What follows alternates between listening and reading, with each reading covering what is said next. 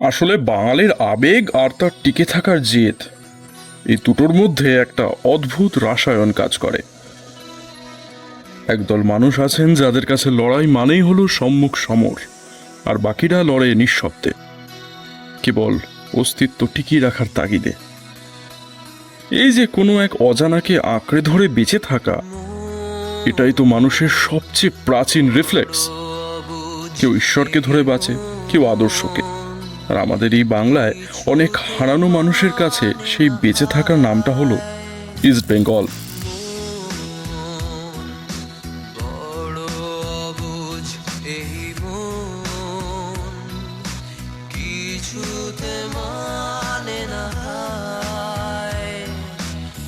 অবিরাম আহত স্মৃতির ভিড় তবু। ফুটবলটা এখানে আসলে একটা বাহানা মাত্র। আসল গল্পটা হলো উদ্বাস্তু হওয়ার যন্ত্রণা আর বারবার প্রান্তিক হয়ে যাওয়া ইতিহাস। ময়দানে একটা কথা খুব চালু আছে যে এই ক্লাবের জার্সি নাকি কথা বলে। কেন বলবে না?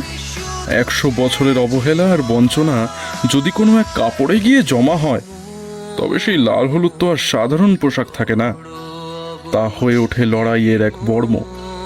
ভারতের ফুটবলে এখন সিস্টেমের যা দশা, সেখানে স্বচ্ছতা খোঁজা আর মরুভূমিতে জল খোঁজা একই ব্যাপার।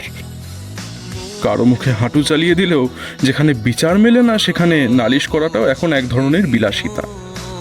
তবে হঠাৎ কোনো দিন কোনো এক অজ্ঞাত শক্তি এসে যখন সপাটে জবাব দেয়, তখন মনে হয় না সব শেষ হয়ে যায়নি।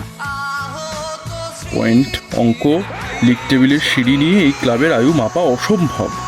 কারণ ষড়যন্ত্র বা রেফারির ভুল সিদ্ধান্ত দিয়ে আপনি একটা ম্যাচ হারতে পারেন, কিন্তু একটা মানুষের পরিচয় কেড়ে নিতে পারেন না। ইস্টবেঙ্গল আসলে এই পরিচয়টাই দেয়, যেখানে জেতাটা অভ্যাস নয়, বরং শেষ রক্তবিন্দু পর্যন্ত মাটি কামড়ে পড়ে থাকাটাই পরম প্রাপ্তি।